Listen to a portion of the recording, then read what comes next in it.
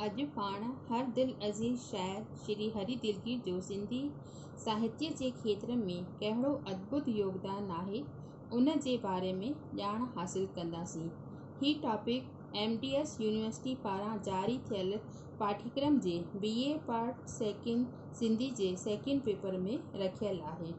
हाणे अचो त ॾिसूं सिंधी साहित्य में श्री हरि दिलगीर जो कहिड़ो विशेष योगदान आहे। सिंधी शाइरीअ जे बाग़ जो बाग़बान सरस्वती सुपुत्र श्री हरि दिलगीर साहिब जो जन्म 15 जून सन 1916 ईस्वीअ में सिंध जे ऐतिहासिक शहर लाड़काणे में श्री गुरॾिनेमल दरियाणीअ जे घर में थियो। दरियाणी साहिब जो तख़ल्लुस दिलगीर आहे, जो शायदि उन वक़्त जे रवाज मूजिबि ई आहे। उन वक़्त जा शाइर दुखायल सिकायल जहिड़ा तख़ल्लुस रखंदा हुआ। तख़ल्लुस माना संदसि उपनाम। इन करे दरियानी साहिब पंहिंजो तख़ल्लुस दिलगीरी रखियो आहे। दिलगीरी साहिब स्कूली तइलीम लाड़काणे में वरिती ऐं मैट्रिक पिणु उतां ई पास कयईं। उन बैदि ऊची तइलीम लाइ DJ सिंध कॉलेज कराचीअ में दाख़िला वरितईं, जितां हिन साहिब BSc पास कई। उन बैदि इंजीनियरिंग कॉलेज मां बम्बई यूनिवर्सिटी सिविल पास करे एग्जीक्यूटिव इंजीनियर बणियो।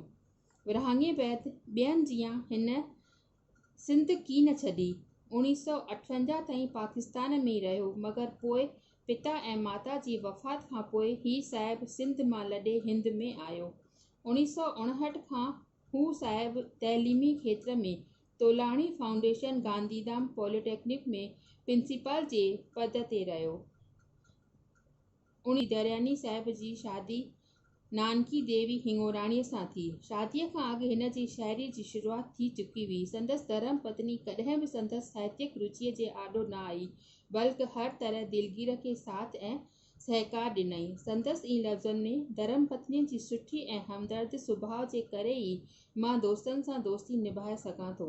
मुंहिंजी कामयाबीअ जो राज़ मुंहिंजी धर्म पत्नी आहे। इहो दिलगीर साहिब पंहिंजी पत्नी जे बारे में लिखियो। दिलगीर साहिब खे अटकल 13 वरियनि जी उमिरि में शाइरीअ जो शौक़ु पैदा थियो।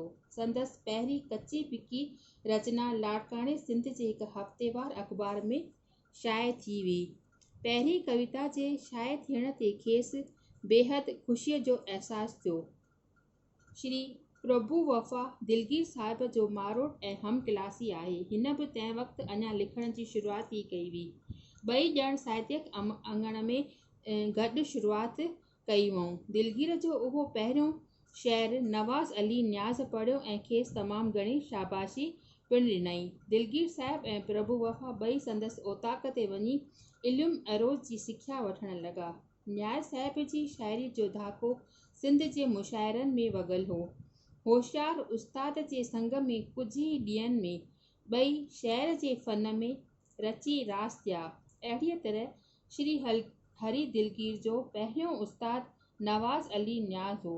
सन 1930 ईस्वीअ में न्याज़ साहिब जे चवण ते श्री हरि दिलगीर लाड़काणे जे मुशाइरे में हिकु गज़ल पढ़ियो, जंहिंखे काफ़ी दाद मिलियो। उन खां पोइ जल्दी ई दिलगीर साहिब खे साईं किशनचंद बेवस जो रंग लॻो ऐं दिलगीर हुन खे पंहिंजी कविता गुरू करे बि वरितो। संदसि शाइरीअ खां मुतासिर थी श्री हरि दिलगीर पंहिंजी शाइरीअ में मौज़ूअनि जी माना विषयनि जी नवाण खणी आयो। हिन जेका मक़बूलियत पाती आहे सा बेवस ऐं न्याज़ जी निवाज़िश आहे। शाइर पाण ख़ुदि चवे थो त शिमार थिए थो चङनि शाइरनि में अॼु दिलगीर, कमाल आहे सो बेवस ऐं न्याज़ पारनि जो। दिलगीर साहिब जे शहर खे चिटीअ तरह सम्झण लाइ उन वक़्त जी हालतुनि जो जाइज़ो पाण हींअर वठंदासीं त उन वक़्त जूं हालतूं कहिड़ियूं हुयूं। संदसि साहित्यिक खेत्र में यानी दिलगीर साहिब जॾहिं साहित्यिक खेत्र में पेर पातो तॾहिं उन वक़्तु अंग्रेज़ी हुकूमत जो बोलबाला हो। सरदार भगत सिंह खे फांसीअ ते चाढ़ियो वियो हो। गांधीजीअ जे आज़ादीअ जी लड़ाई शुरू थी चुकी हुई। अहिड़े माहौल जे ज़ेर असर हिन हिकु बैत लिखियो, जंहिंजूं कुझु सिटूं हिन रीति आहिनि।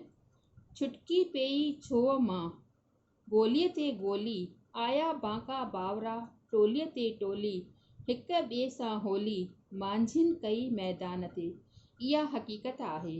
दिलगीर तख़ल्लुस हूंदे बि सुभाउ ऐं वहिंवार जे ख़्याल खां तोड़े पंहिंजे रचनाउनि जे लिहाज़ खां हू दिलगीर न पर हिकु आशावादी शाइर आहे। जीवन में हिन जो लाड़ो सुख दर्शी ई रहियो आहे।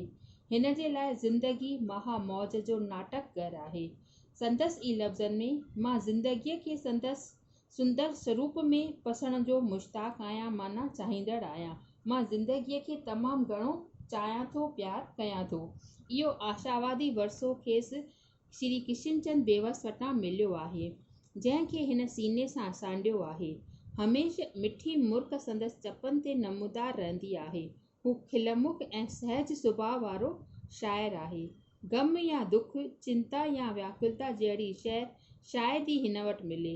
हू हर दुख मां सुख जो संदेश खणी ॾुख सुखनि जी सूंहं जो पाठ पढ़ाइण जो क़ाइल आहे। श्री हरि दिलगीर जी शाइरीअ सां ई साहित्यक जगत में शुरूआत कई ऐं हिन महिल ताईं शाइरीअ जे शाहराह ते ई हली रहियो आहे। संदसि 9 मजमूआ निकितल आहिनि। हिन साहिब सिंध खां ई साहित्यक खेत्र में क़दम रखियो आहे।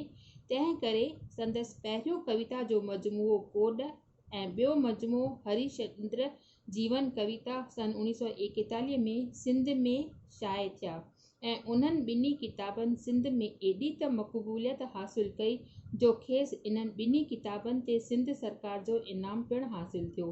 इन मां ज़ाहिर आहे त सिंध में ई हू साहिब शाइरनि जी सिफ़ में अॻिरो रहियो। संदसि टियों शाइरीअ जो गुटको बि सिंध में ई मौजी गीत उनवान हेठि सुर्गवासी श्री किशनचंद बेवस सां गॾु 1942 में निकितो। बाक़ी 5 मजमूआ माकफुड़ा नारायण श्याम सां गॾु 1953 में, मौज कई महिराण 1966 में, पल पल जो फरलाव 1977 में, अमर गीत गीता जो तर्जुमो कविता में 1981 में, मज़ेदार गीत 1983 में ऐं रोलू आवाज़ 1984 में। शाइर हरि दिलगीर पंहिंजे रचनाउनि में कहिड़ा वीचार ज़ाहिर कया आहिनि, उन्हनि जे बारे में हाणे पाण सुभाणे ज़िक्र कंदासीं।